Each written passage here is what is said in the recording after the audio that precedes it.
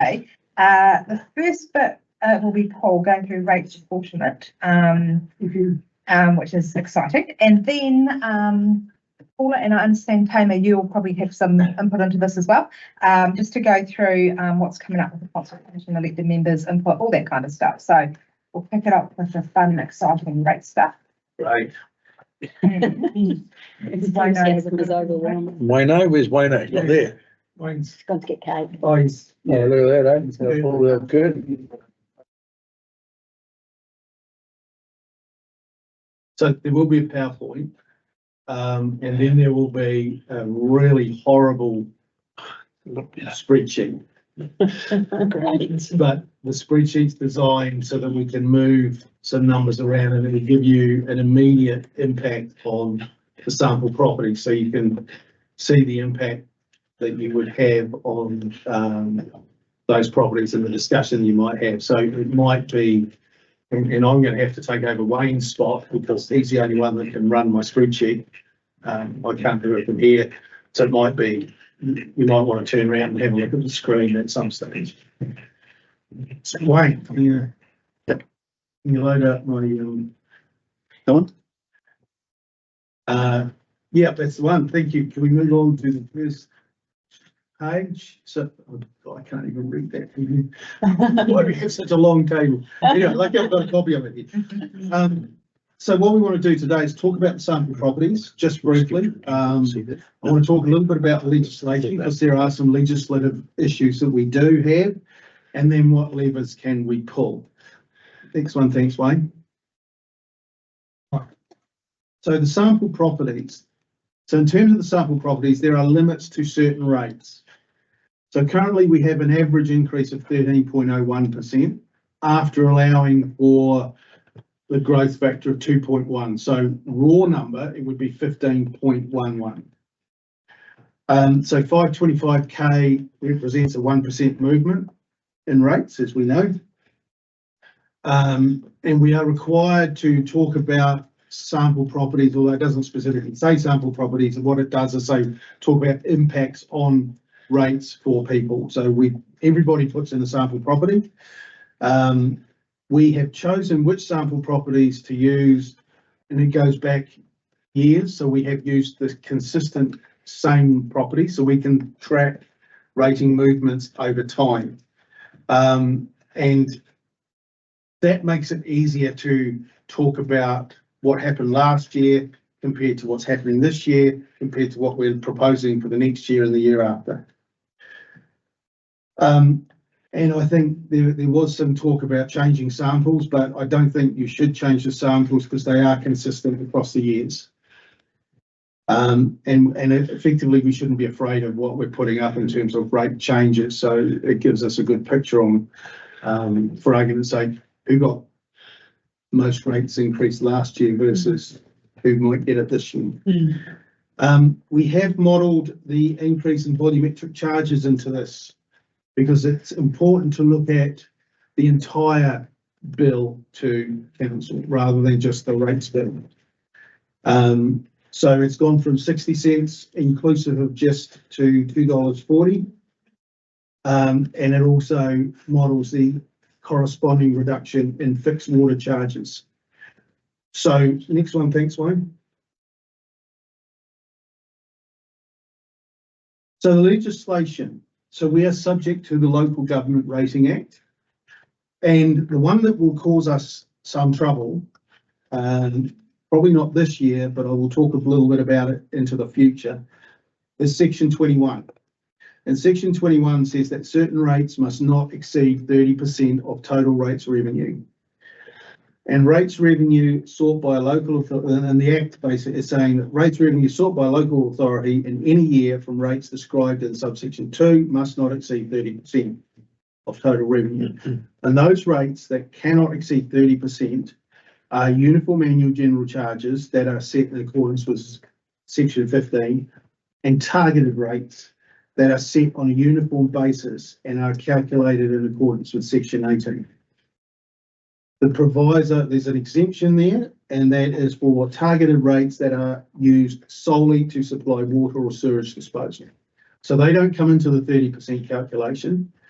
But things that we have put in place, like the library rate, comes into the 30%. The UAGC falls into the 30%. And at this point in time, the new community facilities rate coming about by districtisation falls into the 30% if we use fixed charges. Solid waste doesn't. You might wonder why, because we don't charge that. It's a uniform charge, but it's not charged to everybody. So this is rates that are charged across the district and everybody pays. Next one, thanks, Wayne. So section 15 is uniform charge. It's a fixed amount per rating unit, or if we use separately used or inhabited, and I think we moved away from that 2 or 3 years ago. So we don't use SUIPs, but we use fixed amounts per rating unit.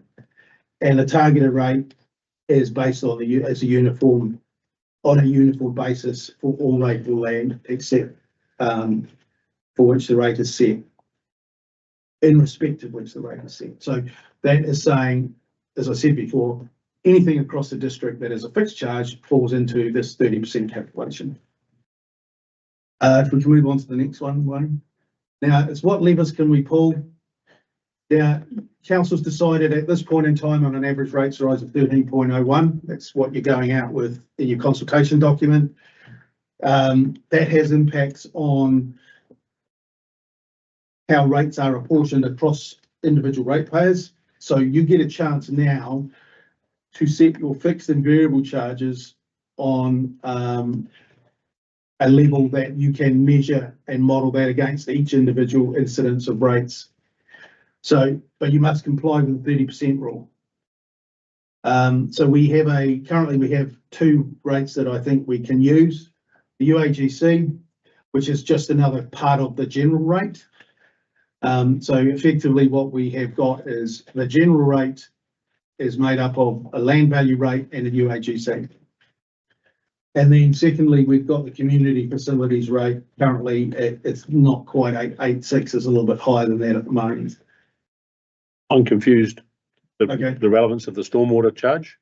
Stormwater is a fixed charge across the district, but it's a targeted rate specifically for stormwater. It's $11 at the moment. So to have that included, it is included in the number, like the 30%, but it's so small that it's not worth trying to adjust through variable rates. Yeah. So that's what That's what you get. Okay, that's what you're getting at. Yeah. Yeah. So on the rates known as that's included under which line? it will be a separate line, stormwater. Okay. And the reason we propose that is when we move it to the new water entity, the water entity then is charging fixed charges rather than coming back to us for rating information to charge on a variable basis, which will be very complicated for them. So that's why we've moved to a fixed charge. Does it change for the salary pay? Yeah. So not currently. Yeah, and the stormwater rate picks up the stormwater network as part of the roading network. Or has that been separated out? That was part of because there'll be a differentiation absolutely between roading and stormwater. So I guess I need to ask that question to Julie. Whatever we ring fence or stormwater is stormwater. Probably good to understand, because stormwater at the point of discharge is anything that's reticulated from properties, some places because they have to be reticulated because of groundwater protection zones, and otherwise the bulk of the stormwater comes off the roads. Correct, and I suggest that's why it's only $300,000-400,000 worth of costs for stormwater that we have. So as opposed to, because I think most of that is in the roading space. Yeah, the vast majority. Yeah. Right. So next one, thanks, Wayne. Sure. So charging these amounts in terms of the UAGC will have different impacts. UAGC is a general rate, as I said. It is, and there is a variable component, and that's based on land value. This will tend to impact the rural sector more, as most of their value, not all of it, but most of it, sits in the value of the land. For example, I took the Cromwell large farm land value is 81% of the capital value, so it's you know, that's where all their value sits, whereas in Alexandra residential property, their land value is 57% of the value. So you can see that the rural sector has a higher impact land value than they might necessarily have with capital value. Does it have to be the same across everyone? For the fixed charge, Yeah, well, like, could you see it? I guess there are only a handful of properties where their land value is $10 million plus. Could they be put in a separate category type thing? you could, I mean, the council can do anything it likes in terms of rates, as long as it's assessed. And if you remember, I've talked about, I think it's section 101, where you have an assessment, who creates the problem, etc., right the way through. Yeah. And then the last one is, given all of the stuff above, you can do what you like, basically, as long as it doesn't give you a perverse outcome. Yeah. So what you're then talking about is a differential, which means that you would differentiate larger rural properties from smaller ones, so that they might have I guess you're talking about a discount potentially. So that could be done. We haven't included that in our revenue and financing policy. And if you wanted to do something like that, then my suggestion would be that would be a complete rates review over the next couple of years in time for the next LTP. Because what will happen is you'll have unintended consequences to other parts of the rating system that you have to try and mitigate. Yeah, no, I don't think we want to do that anytime soon. But I guess if we look at it, Not between those now and people Friday. who pay, really large rate bills, Yeah. often are in places that receive very limited services from council. Yeah. Are we then, if we are looking to move something that's based on land value, do we then create those perverse outcomes? But looking at the whole picture. There's a couple of points that I would make in respect of those conversations.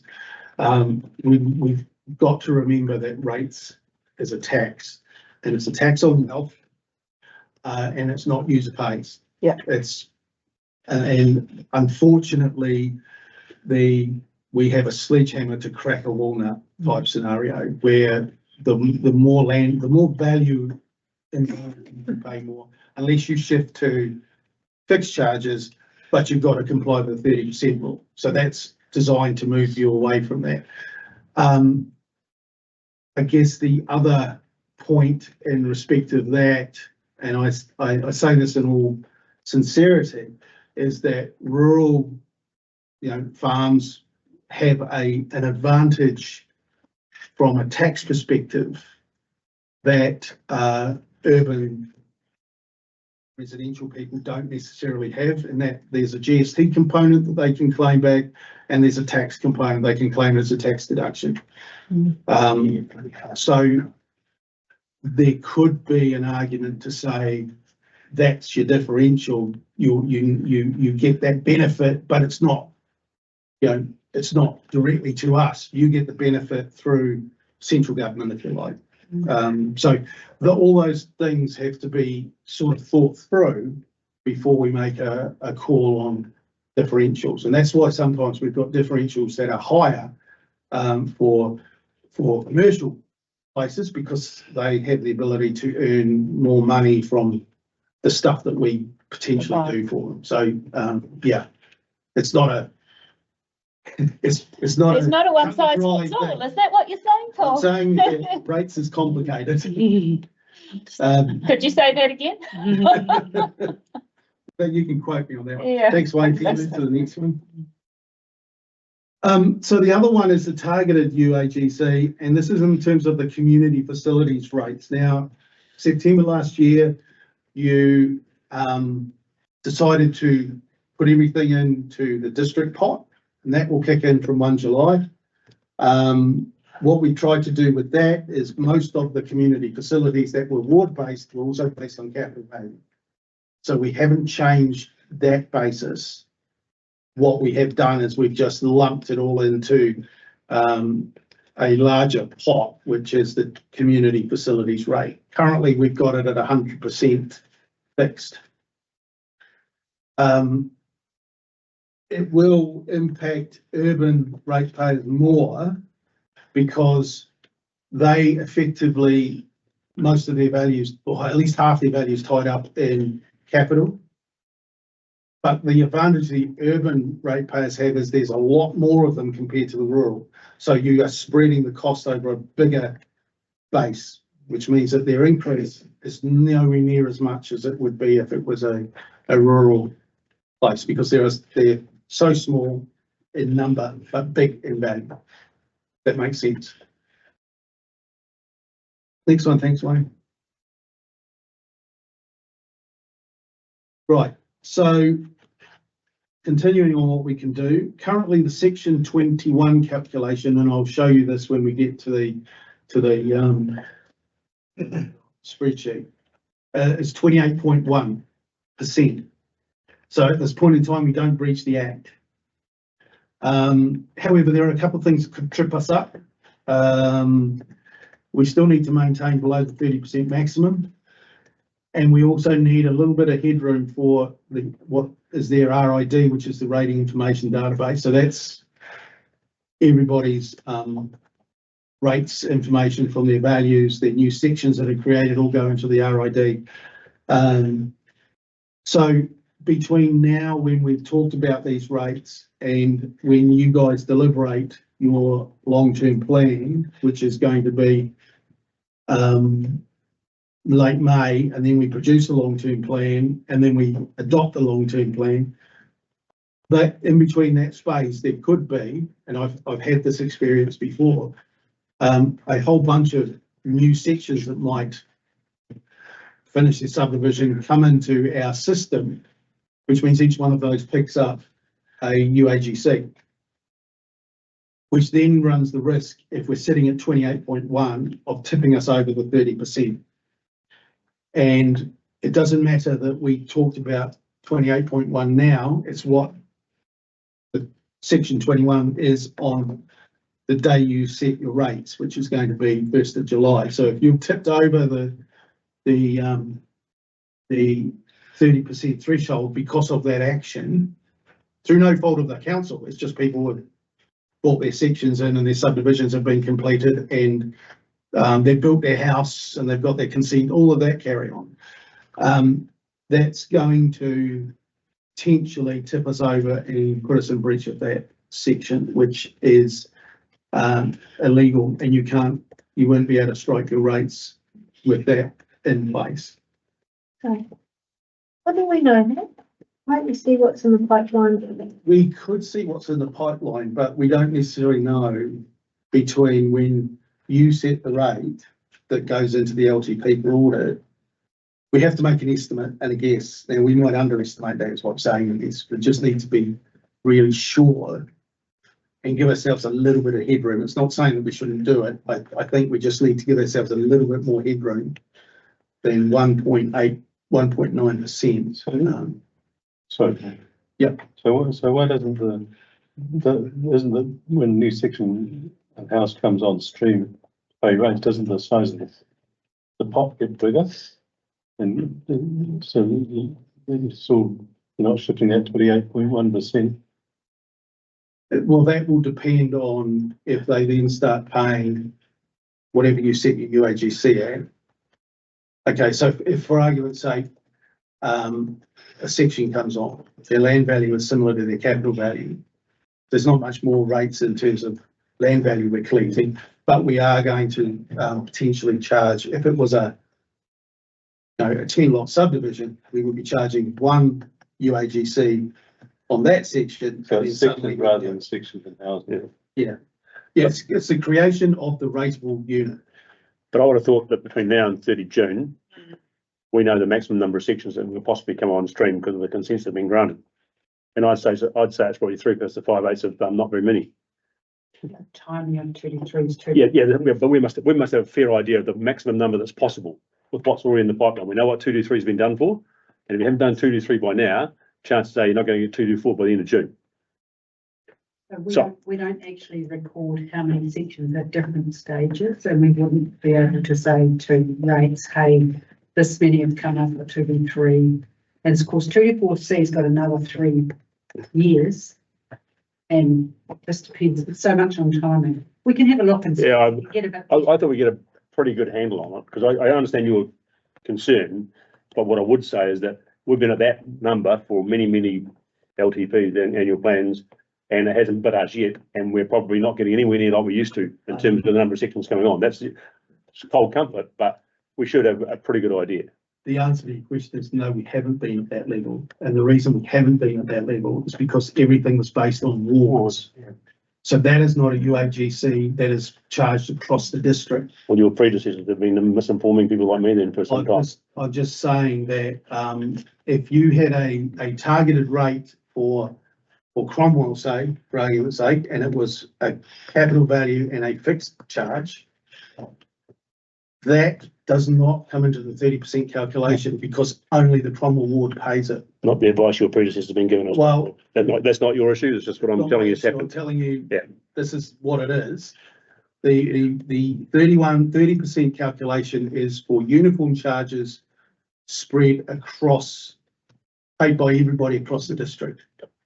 So the targeted rate for each individual ward and it is not part of the calculation for 30% because not everybody pays it. And it is the same for solid waste. The bin collection is a fixed charge, but not everybody pays it. So it doesn't come into that calculation. And even the charge that everybody pays doesn't get the bin collection. Not everybody pays it. So there's separate rates. So they I understand. All I'm saying is what we've been told in the past is not what you're saying now. Yeah. So that's why I can have a view that says, well, this is not uncommon, unnew, but your predecessors have not presented it in the same way. Okay. So I suspect that their understanding was different than what yours is. Or is a convenient excuse. I'm not quite sure where we're going. We're not going anywhere. I'm just simply saying that what I'm trying to drive at, I don't think there's an issue.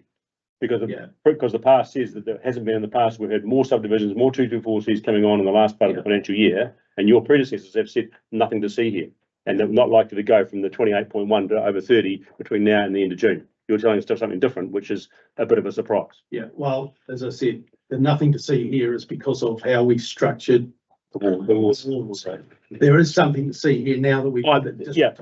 Sorry, So not disputing that, but previously the advice this council has been given by your predecessors has not been. Yeah, but Paul can't control what I know. his predecessors have said.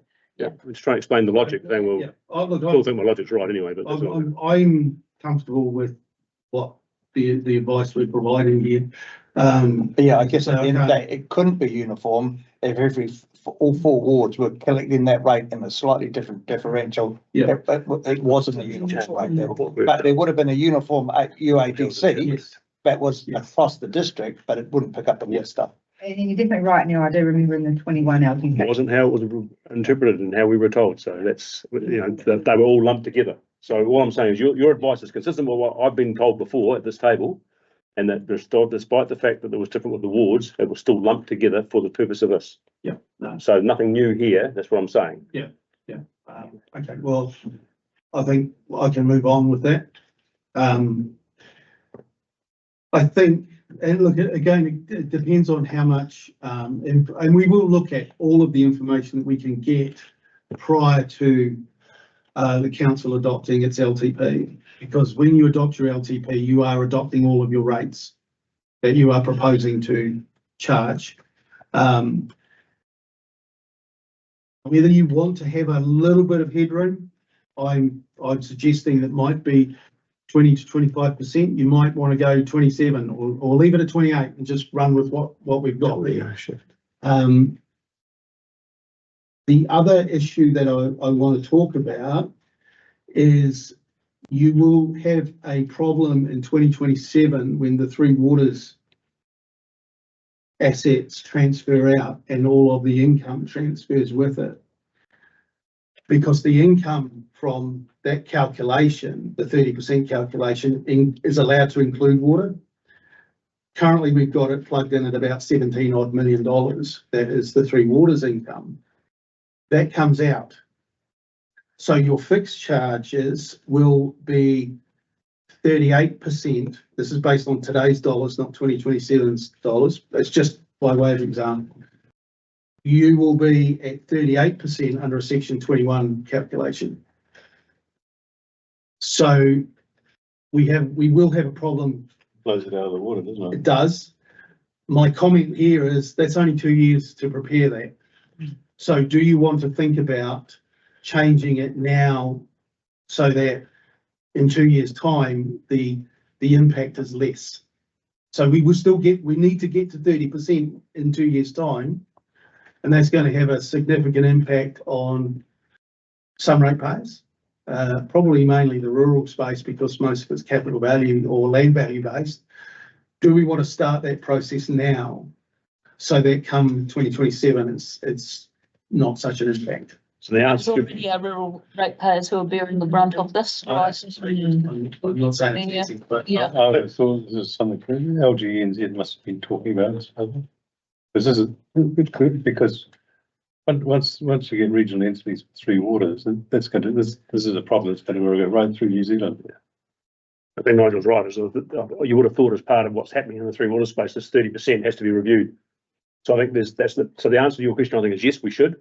The first thing we should be starting at saying, review this 30%, because it's going to trip everybody up. It's not just Central Otago, it's not unique in that respect, it's going to be everywhere. and So we should start with that one there. And the second thing that worries me is that not only have you only got 2 years, but you've also got a revaluation coming up at the end of this year. And what's that going to do? Because that's going to turn things on the flipping head again, as we see a shift in values from, I don't know where they're going to go this time. What did we do last time? We threw it back to the rural, and we're going back to urban. I don't know where we're going to go. Who knows? They might say the same for the first time in God knows how long. But that's going to be a factor as well. You're right. But the answer to your question, I think, is definitely yes. And we start with the 30% and say, what are you doing about this? Central government, start there and start working towards it. And to be fair, Solgum, our local government managers association, have brought this to the government's attention and made a submission on it. I'm not sure that the government, because I think how it's been in the past, the 30% has been put in there to stop councils just charging fixed charges, which is the easiest thing to do, and it makes a little bit of sense. Everybody's paying the same amount, whether they use the service or not. Whether they've got an idea to change that, or they'll just say, well, council, you sort out your life. I don't know, but that could be a mitigating factor. Absolutely. And as the alternative, then we don't do it under this methodology. You just go to a general rate that's, I mean, if council uniform annual charge is different from every council. Absolutely. Some don't do it at all. Yep. And then others are right up on the 29%. So if you don't, if you bring it down, you do it for the other mechanism. Yep. The great thing about the UA uniform charge side of things is that you got to, and when we did the swimming pool one in particular, at one stage Vincent had these circles about how you paid how much, whatever, and said the service is available to everybody, so you all pay the same. Whether you use it or not doesn't matter. You pay the same. Yep. And I think somewhere along the line there must have been some reason for the 30%, and I don't know what it was before my time, but you think the fair way is say, well, you all get the chance to use it, so you all pay the same. The logic makes sense. Be interested to understand why it has some sort of cap. Yeah. Because Well, my logic would say the more the better at UACs, the better. Yeah, I can't answer what. No, I don't. 2002, because that's when it came into play. What the All all that. So the next slide is just a question slide before we get stuck into the meat and potatoes of this thing, which is going to be that horrible spreadsheet. So you might want to move forward a little bit. If the TV is probably going to be a little bit tough to read, but so yeah. So any questions on that? And look, the solution for the at 28.1, sorry, fixed charge of $900 for the community facilities, because that's what that works out at. $122, you might want to increase that on the UAGC because it's currently $122 in this annual plan. You might want to move that up a bit. Wayne's going to load my really bad spreadsheet up and I'll go and set up where Wayne is. Okay. Here we go. Yeah. I'm wondering whether Yeah. given that is horrible. No, it's, Horrible, horrible. There's a slidey bar. There's a slidey bar. whether it's worth, Oh, God. doing it on Friday. I don't know who's gonna be in on Friday for the. Yes, Friday's on Teams. Yeah, Right. We can go out, with the current. I'll just show you what we've got so that you can understand it. There's about 16-second lag. You can switch it across the side. Line.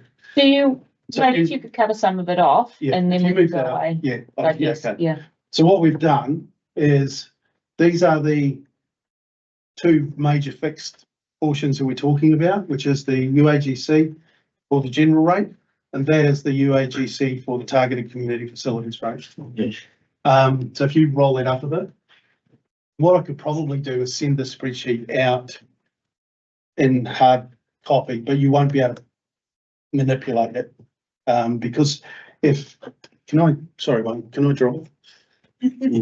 Sorry, Wayne. You gonna let someone else drive your car? I'm down here now.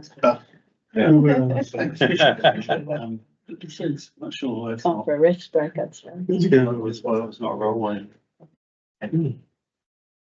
Right, so if we, oh, I know, Oh, you've got it locked. yeah, no, we've got that, I need to be, You've got the top Oh, one's I locked. okay. where do we get that? enable content up the top. Down there. No, I don't think that's. Isn't that gonna do it? Yeah, No? because it should be in here. No, it's not gonna work, it's a shame. Not only the rates are confusing. What we've done, sorry, I will send you out a piece of paper. So this is the rates only. If you can roll that down a little bit so we can see these numbers in here. That one's the status quo, including volumetric charges. So the next one over is rates, including volumetric charges, the next year's rates. And the final one is, I can read it.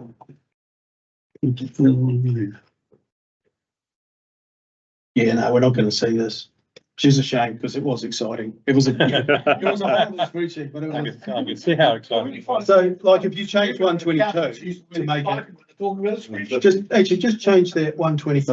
It's because it's there. You've got the, I'm with Paul. I think that's really, really interesting. Yeah, unfreeze your top I do pane. like a good spreadsheet. This is, yeah, Because it's read only. No, because it's frozen, so it's locking the top 7 lines and it's only scrolling below it. You just need to unfreeze.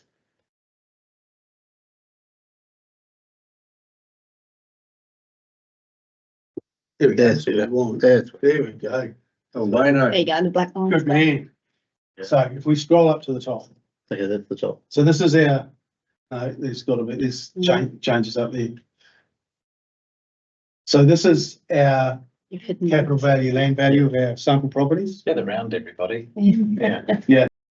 Old eyes come forward. Over here. So this is, the rates, if I could, I can't remember what the top part is, Wayne. Can we just move that up a wee tier? Yeah. Oh, no, no, just that. You got half of it sorted. Yeah, no, just that, like that. There we go, that'll do. That's fine. That gives an idea of what's going on. So this is rates only, excluding the water charges. So this is what your LTP would look like with just using rates. So you can see the percentage increases, and what I've kind of done, I've moved stuff around, but I will put anything above the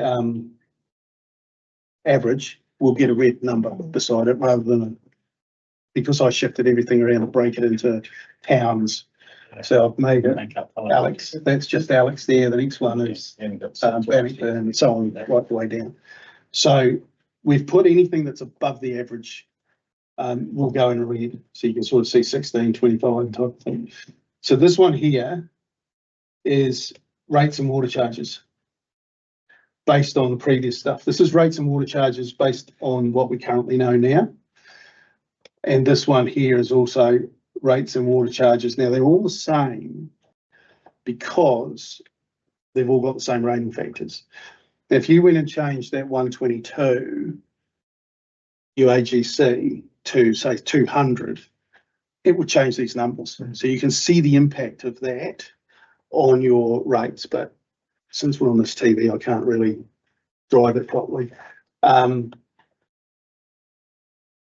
it would also change, remember there was a 28.1, I don't know whether you saw that, 28.1 in the top corner, that would change that as well to whatever the UAGC, the fixed charges were. I think it's worth having a look at, and it's really, as I say, it's unfortunate that we're on this screen here. But I'd really, if you've got time, I don't know how it would project on Friday if we're doing it over.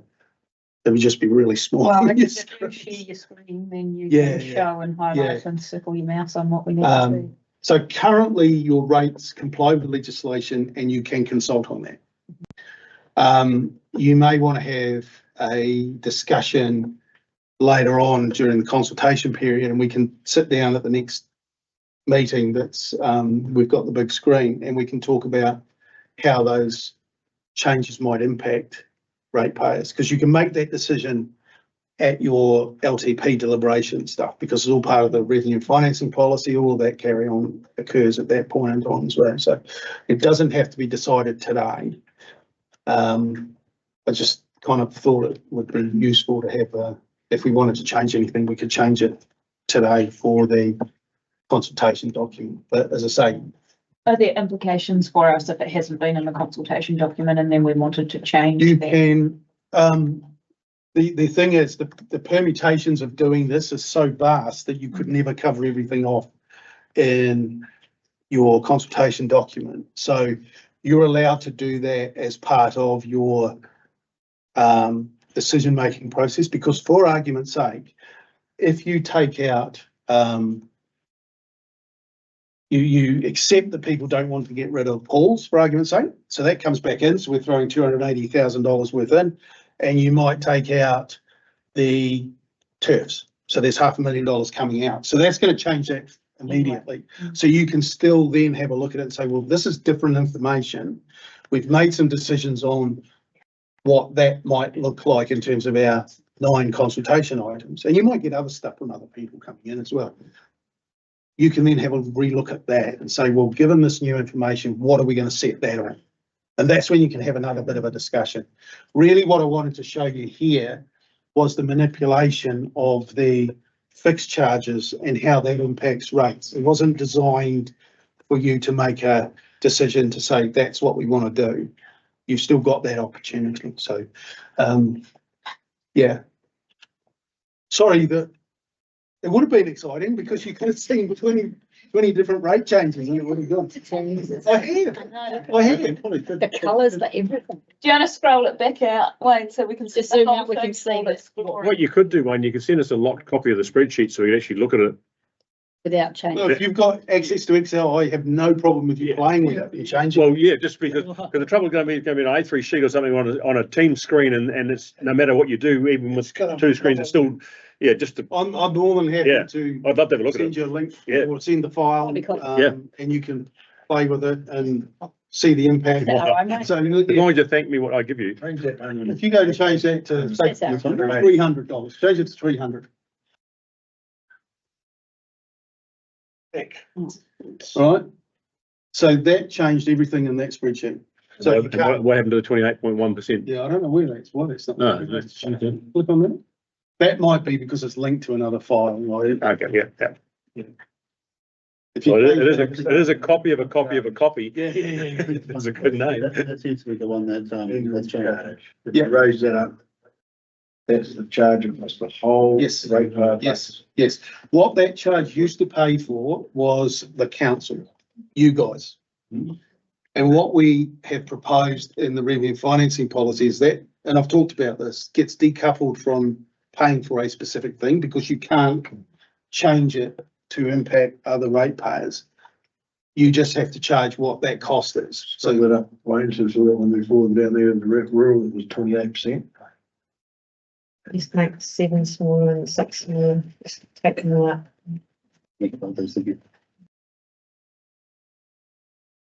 Titles, 17. I'm still on front of them, where's the red 13, I need massive difference. Yeah, so that's the impact that you can have. 25 to 17. Yeah, and what that would have done is that would have moved the urban ratepayers up because their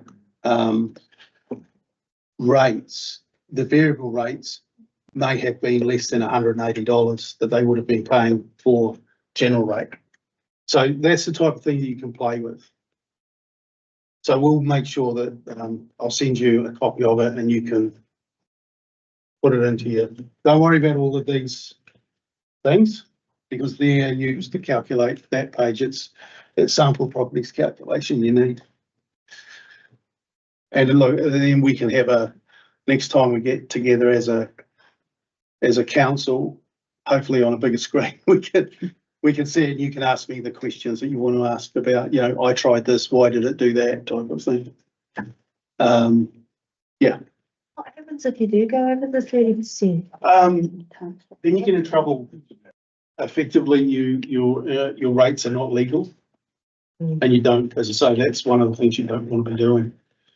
And there have been a couple of councils in the past that did that and they got into a bit of trouble over that. Yeah. So, yeah, it's always, we want to comply with the legislation if we can comply with it. And as I said, they don't care. And this usually gets found out by audit at the end of the process, because that's one of the calculations they look at. They don't care whether it was a mistake, an honest mistake. It's an error, so we need to fix it in some way. And I've never been in a position that I needed to fix it. So, yeah. Is that okay? Yep. Sorry, look, I really am sorry that it's not working on that Good preview. little screen, but yeah, it's kind of like a trailer. Back to back. Looks like a ship. Yeah. Anything else you wanted to discuss on rates? Oh,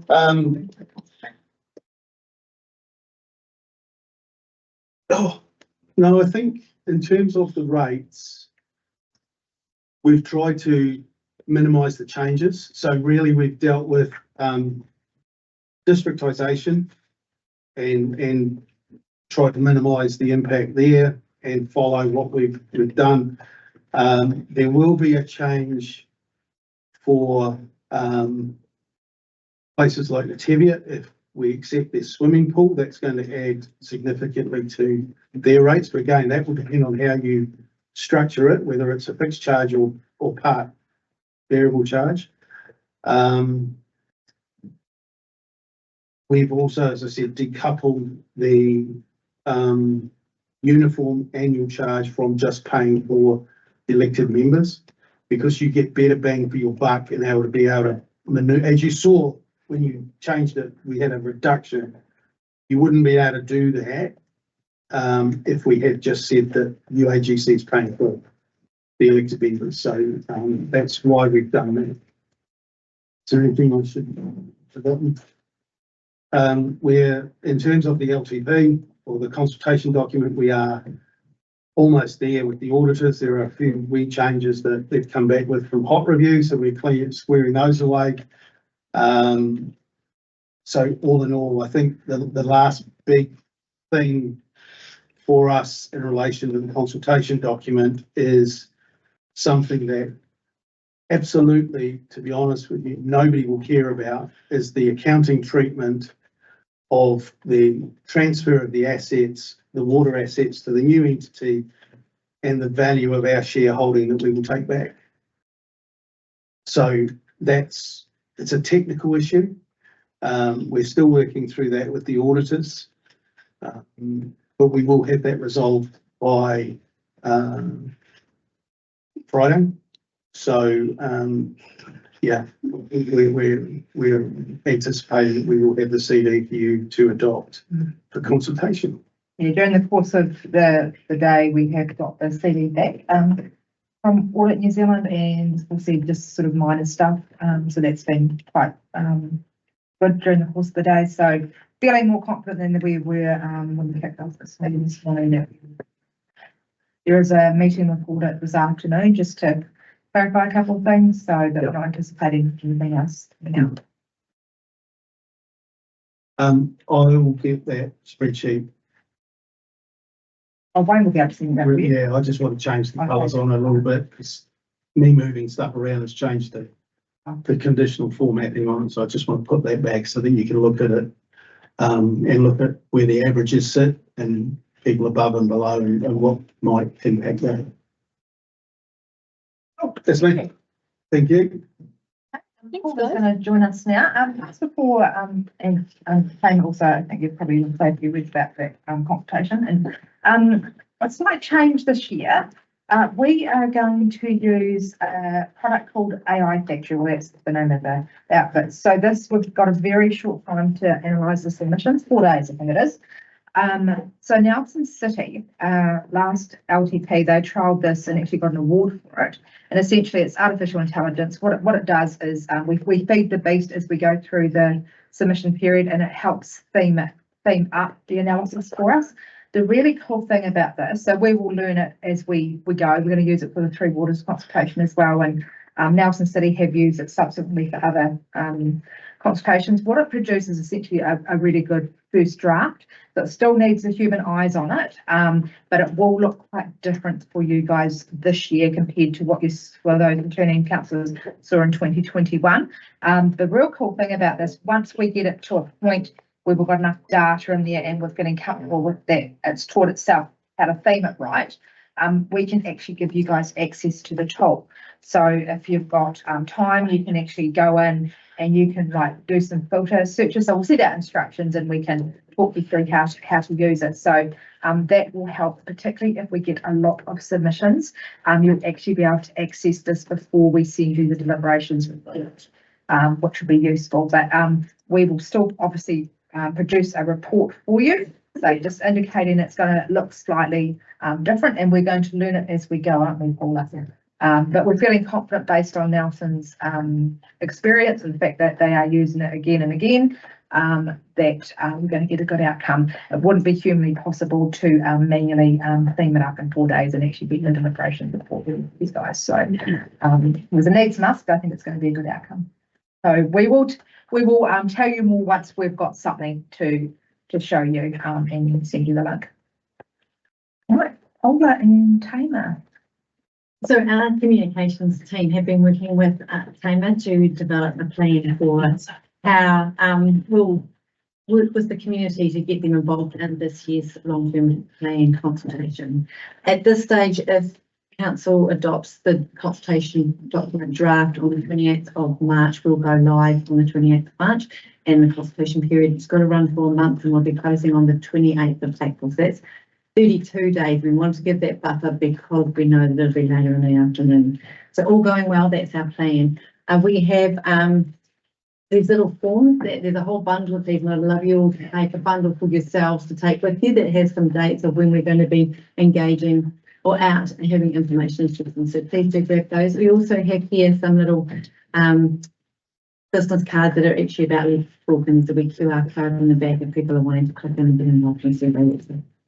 Anyway, just want to give you a quick rundown of what we've done so far, what we're planning to do during the consultation process, what we've missed. So if you just bear with me, I'll just run through a wee bit of what we've been up to since the beginning of the year. We have started talking with communities about what's coming. We are mindful that this consultation has got some projects in it that are actually quite interesting, potentially for younger families and people we don't often hear from. Things like turfs and swimming pools, supercars have an interest appeal that, dare I say, water doesn't necessarily for some people who are busy or, you know, at school or whatever. So we're trying to reach out to those people. So over the last couple of months, we've been at the AMP shows, as you'll know, and we've also been talking with some young families, some groups of young families. We talked to the Cromwell Collective, Cromwell District's Young Families Collective, Alexandra Council of Social Services, Young Families Coordinators, Alexandra Young Mums, Maniapoto Social Service Network, Uru Whenua Health, the Youth Network Hui, and Puna Tahi. We've also been having full committee meetings with anybody who any of the committees that are involved with the facilities review. And we've just been going out to them and saying, hey, this is what's coming. We want to deal with these. As you know, we'll have data, for example, on our bookings that have been taken through council, but there might be other use that we don't know about. So it's just asking our communities to tell us so that when we go up, we've got a better picture, a more holistic picture of what's going on. And the whole committees, some of them are very proactive in getting their communities involved. So I suspect we'll hear from them both as organisations and as individuals in the community, and we are encouraging that. The other things we've been doing in this period is Peter's talked to CODC staff about what's in the consultation document to get our staff upskilled so that when staff are out and about, they can give informed information. We've been doing preemptive media releases about what's coming up to try and get some chat in the local papers. And we've been developing a frequently asked questions sheet. So that'll go with the consultation document so that the public can read through, because the consultation document has a high level covering of what the topics are, and it just digs a little bit deeper, and it's a public facing document so that people can read through. So what's planned over these 4 weeks? As I said, we've got 6 scheduled information sessions that are evening sessions. They are going to be in Alexandra Miller's flat, Cromwell, Roxburgh, Ranfurly and Omakau, and they're held between 5:30 and 7:30. The plan for these is that for the first half hour will be allow people to come in, get a cup of tea, meet and greet. If they've got people have specific questions and have pushed the time, they can find out the information they need. And then Tamer will do a presentation about half an hour and a brief overview of what's in that consultation document and what's up for consultation. And then there'll be an opportunity after that for people to ask specific questions at information stations around, like if they want to find out about halls, if they want to find out about pools. People can answer them. Clearly, the elected members will be leading this conversation, and staff will be there to help guide people to where they need to go, get them a cup of tea, and help if there's just some people that are sitting in the business. Those dates just be good to confirm because they got chopped and changed a bit. They so did. Yeah, Yes. and are on there. Yes, Yeah, I've got one that says new dates New dates. at the bottom, so long as people, we've got one that's got that new dates yellow thing on the bottom. So 2, 3 April, 7, 7, 8, 9 and and 17. So yeah, They disappeared out of our calendar been as moving well. things. Yeah, Which it's is gonna- kind of cocked me up a bit, but it's all right. Yeah. I'll talk to you about Yeah. that, Sally. The Miller's Flat one or the Roxburgh one, the Miller's Flat That one. one. And you Do it don't on the way just to have to go to the one in your area, you're welcome to go with. Do it on the way to me and Dunedin. I've got a you tennis can- thing on the Friday. I know we're all Going gonna be down under the Wednesday, tough timelines Thursday, over the next Right, month, work it out. but. we Joy can can come. spend a load on it, but actually. Yeah. Following the information sessions, we'll be having a week of drop-ins, and they're at the local libraries or in Ranfurly's case, it'll be the iPhones. And the idea behind them is it's more informal and for people that have got bigger questions on follow-up. Or want to use the library computer to fill out that form on it. The idea of these sessions will be, the hard copies of the survey and the consultation document, and they will also be available for libraries and service users. And we've had organisations like Children's School would like hard copies there, so anyone who wants it, we will make sure they're available. We will also have iPads there, so we'll have a rates calculator that they can look at and we're looking at aids that can help answer some questions. The last week of the consultation table will be doing an online session as well for those topics and to rally the troops to get people to get this. Not just him, all of us. All of us. Council elected We'll members. be online having a session. So our methods of communication, print media, we will continue to do media releases. We have the notice board and the news, other newsletters that we will, newspapers, local papers that we will provide information for. Central apps, school newsletters, community newsletters, council databases, and they include the rates database, pools database, Let's Talk database, Facebook and Instagram. The challenges we have this consultation period is that it cuts across Easter and it dives headfirst into school holidays. So we're putting in a couple of extra layers this time round to try and reach into those people. We are looking at doing a 2-week campaign on radio through to get some of those mainstream radio stations, and we're also sending out postcards to ratepayers who aren't already online for receiving their rates invoices. So that'll hopefully hit, but should hit, and out of districts as well. And so they won't necessarily have. Submission. As Saskia said, we are trying out trying out AI Factory to do the analysis. We know that the spreadsheet that comes out the other end will be a whopper. There's 9 questions, and one of those questions involve a number of pools and facilities. So it is going to be a big thing. So we are here to help and here to help navigate that around. We want to make sure that as much of that data gets to you and so you can read and dissect it. So we'll be working on that throughout. And staff will also be reviewing any one-off comments that don't relate to those consultation topics to provide some advice to you at this event in time. I think that's important because a lot of people are saying they're only consulting on these 9 things. What about other stuff? And I think we have to be open about that and say, this is what we have to tell you, but you are perfectly entitled, and I say this advisedly, but we probably should say, we would encourage you to say what you think, because it's important we get that. Yep, this long-term plan is about our plan. Yeah, not just those 9 things. And some people think that's all it's about, and we're doing them a disservice and got it wrong. Would it be useful, this was actually one of Peter's ideas, so we're not too sure at what point we'll be able to give you access into the portal for the AI Factory, like it will get built, and we know most of the submitters actually near the end. If we are getting a lot of submissions, would it be useful if we like do a weekly drop of these, like just in their raw? So when I'm bored watching Married at First Sight, yeah, so that we just send it yeah, that'd be through. bloody good and idea. And you do what you want. I don't. Really good. I think so, long as you can separate account when it gets to the other end, so the stuff. Yeah, look, Yeah, That's so sad. Yeah. So Lorraine's I do doing it each week, you're not getting the whole lot, but you're getting Yeah. just. Can't tell what Yeah. colour Lorraine's on, because they're all. Yeah, but yes, That would be great, little and often would be wonderful. So it will be a walk of a spreadsheet, so we'll try and Yeah, make it it's look some as information. best as we can. And there's lots of advisors around this, because we really don't know what's going to come out, but keep your feedback, we'll try and incorporate it in. Yeah. Fingers and. Whatever you do to get it to us like that is far better than getting a 1200-page agenda that I've seen in years gone by, when you got everything all at once and it wasn't very well summarised because didn't have the technology to do it. So yeah, little and often sounds good to me.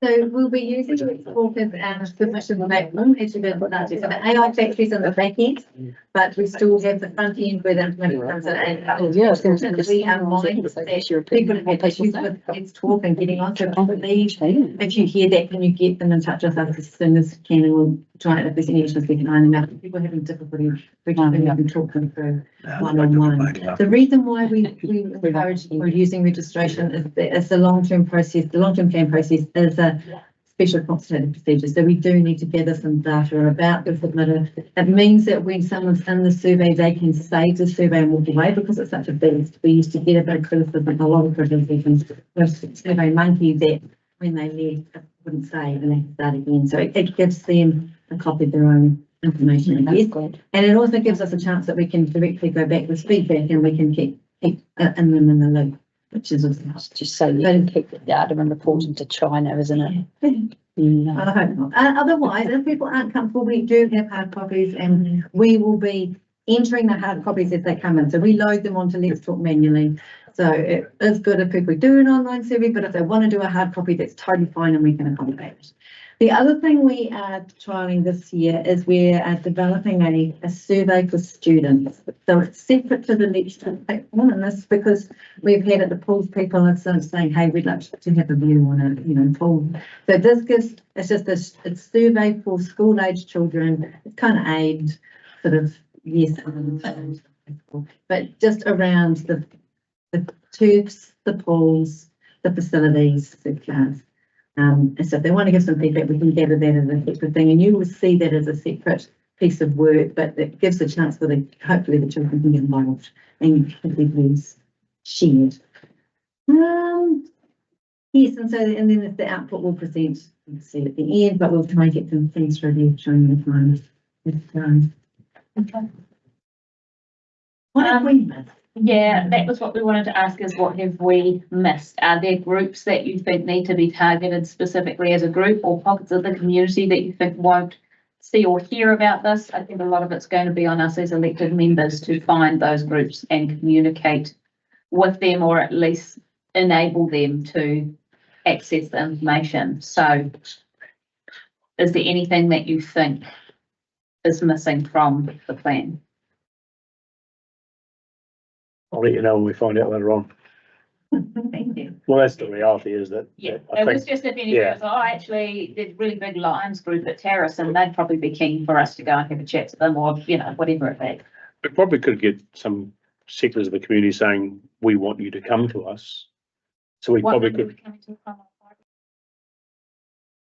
There's heaps of you there, and the sort of people that, you know, it's those sort of things. that- you know, I'd like to keep them interested.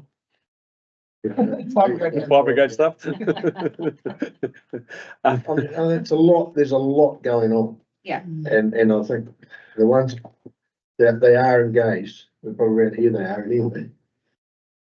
And really, yeah, I had more phone calls from outside the area too, from Alex, and they're talking about it, because it's a lot there for them to get their head around. A lot of people don't really want to write a submission on the linear total halls when they don't know anything about it. That's the key thing, is to encourage people. They don't have to know anything about it. You can still have a Well, view. that's what I said. It's good Tell that us. it's good that they're consulting. And That's fine. That's what they should be doing. They don't have to understand it completely. It could be just a question. They, you know, the dumbest submission is the one you don't get. Or the right, you know, the worst submission is the one you don't get, because it might be the thing that actually makes us think about, oh, I hadn't thought about it. I guess success for our team would be that as elected members, you get submissions that add value to the decision making. So we want to make sure that in our information sessions and with our meetings with the board committees and those groups, that they are as best informed as they can be to give you advice on what they think should happen going forward. So if we can encourage people to ask your questions and accept that information or ask questions, it would be good. But a lot of it will come down to money. Mhm. And with the percentage of walls and that in this corner and turf. And then depending what we come out with in our system over here. It'll all come down to money. Because everyone will probably say, yeah, we want that. But in this process, there's nothing to really show us how it will affect that. If we want that, and that, what does it mean? If we change that from $122 to $236, most of this can happen. What I can't get my head around, we're talking about Jack and Julie today. This is just a mind show, this wastewater. Because even the auditing process could be $300,000, 0.5% of rates. Just to clarify, Stu, what the finance team have done is, in that 13%, all the preferred options are modelled. So the turfs are in there, for example. And all Take them- so No, not the halls. So our preferred option was to divest. So if we add halls in, that's going to put the rates up. If we decide not to do the turfs, it'll take it down. So the preferred options are all in that 13%. yeah, and I guess what I'm saying is they say, oh, what happened with that? But what about that? It's very hard to get that. I mean, I guess I'm saying if you say we had 4 halls stayed in and 2 got divested, and the cost saving that spread across the 10-year budget for another $35, I'm going to get beaten up on percentages. You just change that uniform charge from $122 to $186. Half a grocery shop, what does it actually mean at least times? That's what they're going to ask. Yeah, and unfortunately, we could definitely get a calculator for the deliberations component where, you know, if you take out the turfs, this impact, but you're quite right. During the actual consultation period, when you're at these, It's kind of meetings, it's going to be very. That's right. I mean, it's Yeah. probably the halls collectively are Yeah. 0.5 percentage point roughly, I Yeah. think, 280K.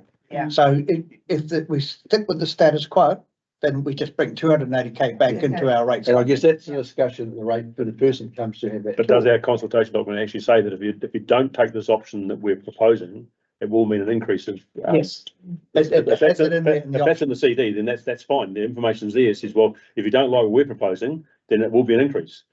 We could add in the FAQs, perhaps, Paula, because 525, isn't it, is 1% on rates. Yeah. So we could, for you, to Yeah. help your conversations, we Yeah. could have, if you took out the turf, this is going to be the overall. But we know, But when you're sitting down to the person, Yeah. the only points who come in hot and angry Yeah. because they're gonna lose a radio station, or someone said Yeah. you're going to lose a radio station. Yeah. They've now gone around this community, this community is well informed of how council have been pricks and they're gonna do this, this and this. Mm. A bit like you came as mayor before. There's been information spread on social media that painting us a different light. But I guess the struggling part I'm having is, I understand it, but even the Omaka hall, or Omaka build is way under the budget that originally had. Hasn't really been reflected, well, has it been reflected in these? The Omaka Hall? No, you can't do that. No, you see, so I You mean, mean the 1.6? well, that's the cost, the building cost is, so I guess it's hard, what I'm saying, it's hard to know really where we're gonna sit with the rate, our costings on the 10-year average. The Omaka Hall, I asked the question before, it's Yeah. coming out of, Reserve. reserve, so it doesn't Not rates. So affect it's not rates. rates, Not rates. no rates, Well, what but about- it has an ongoing operating contact, which is But in the the. community hub, as in we asked if we put extra money into those, will it come out Yeah, of reserve? yeah. It's out of reserve. Yeah. It's in Yeah. So reserve. why is it, that's the case, why is it on here? Well, it's It's not not still started on yet, Yeah. The the consultation. actual proposal. Yeah. It's been budgeted. And the other thing on the halls too, because of 74 Maniatoto and Vincent, that document, there's a lot of pages in there. But if you know that certain halls are really particular, that document that you received last week will have the detail about that particular hall. And whether it's earthquake prone and also if you wanted to brush up on something that's, is a flashpoint in the community, then that document's there for you to refer to. Yeah. Some of the conversations we've been having with That won't be enough. the committees is, It's a thought. because of those halls that have been, places where communities come together and are activated. Yeah, you're right. Then it's not, people, so there is that need as well. And the other thing too is. Maybe not, maybe It's gonna cost in the region of 12.7 million. So do you spend 12.7 million on buildings that people aren't using? Yeah. That's a different conversation, it's not only a conversation. I've got a question on the earthquake strengthening, because a lot of the earthquake strengthening is years out, and I just want to kind of preempt what people might ask. Is there a way that we could keep halls up until when they needed to be, and say, well, we could keep them for another X amount of years, but actually when the earthquake strengthening has to be done, we might divest it. The company, let's go down. Yeah. It's the purpose of the earthquake strengthening. Is Yeah. the earthquake strengthening to tick a box, or is the Yeah. earthquake strengthening to stop our building from crushing people? True, well, that's a good point. Yes. Except for a lot of it still isn't planned Yeah. for the short term. It's not for any time soon. That's all I guess I'm asking is. And there's still the ongoing operating costs for Yeah, halls, there and if there are halls that the community literally are not using. Depending on what comes out of the consultation, the feedback you get, there would be in the long term, there would be a cost saving if you were to decide to. Yeah, and I guess Money into- the feedback I'm getting around here is I want to keep most of them. Yeah, and look, and that's actually fine. And Yeah, that's what I surprised. it'll come down to this table to make that Yeah. determination. Yeah. But Yeah. just in answer to your question, so it is in there. So like I'm literally looking at option A on community halls. And this is what the option is. Divest the community halls are listed, which creates an annual reduction of 284,000 or 0.54% per rate part. Preferred. When it says preferred, that means that's the numbers that are flowed into the budget. So when we deviate from the preferred, then there is obviously a corresponding change in the budget. But that's. So basically you're putting 0.5% back in if we kept all of them. That's right. Yeah. And I'm sort of saying, I totally agree with that, but I'm sort of saying, when you look at the discussion of wastewater, it could be millions in there that we don't know in a budget because we don't know the regulations. I know, but those millions aren't going to hit us in the next 2 years. I mean, whatever option council has to do, I'm assuming council will go for some sort of CCO. So that'll be an entity's problem to deal with, not your one. We just have to worry about funding water technically for the next 2 years in accordance with what we said we're going to do in the LTP. Beyond that, that's going to be an entity's solution. Any other questions on what we've got coming up? Nobody's washing their hair every night that something's on, or? Now we have to save 30% in water usage. I also in this room though, it's got really animated the discussions when it comes to wee facilities and places like this. Good. And it does, and you, as an elected member, I can stand up for myself, but it's probably not the same for everyone. Because there's some pretty firm opinions out there. But in saying that, I said on the radio this morning, we've been accused for a long time of not hitting those issues and cost savings, and there's a chance for that to be happening. So, And that's the reality for our people, is that we've not got a whole heap of money that we're just frittering away. If we're wanting to save money, it will mean you're not getting something. yeah, and it's a targeted rate system, and that's the thing here, look, it's not saying district-wide funding was a great, it should be a good thing for the whole region and for this region. But there may well be, if some of these things in our community, if we had a district-wide rate, same as we had, Targeted rate. targeted rate. Because I know I had a discussion with the former chairman of the community board the other day. We're looking at the town hall. The school want to keep the town hall. The school want to do this. There's principal. The ex-chairman of the board said get rid of the town hall because the kids need turf. And then, well, if it's got the principal wants the town hall, the ex-chairman of the board wants it turf. So it's like, well, the only way you're going to fix that Yeah. is rate cut. Great value on too. Well, but I mean, if that's going to be, it'd be really interesting to see.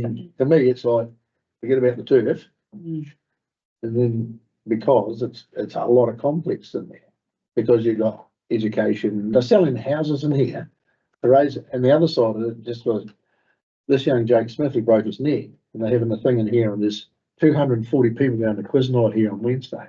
We raised 120,000 for a fiver game. We didn't have to draw down some of the money because the money came in so much.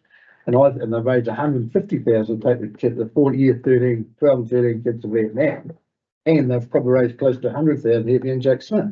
So this community's pulled out 350,000 outside of rates, outside of any kind of grants or community trust grants or anything, just for 3 items. And it actually ended up being 13 children. They got anything left for the common hall? Pardon? So I guess what I'm saying is, while it might come and make Don't know where the money is. maybe the simplest way is that you have a targeted rate for some of these facilities in our corner. And if you took the turf here and it was rated into the rate power only, it would free up money within the plan for everything else. Through the Yeah. collaboration, yeah. Thank you. Through that, but. Thanks, everyone. Money, but weird, wasn't it? Right. There we go.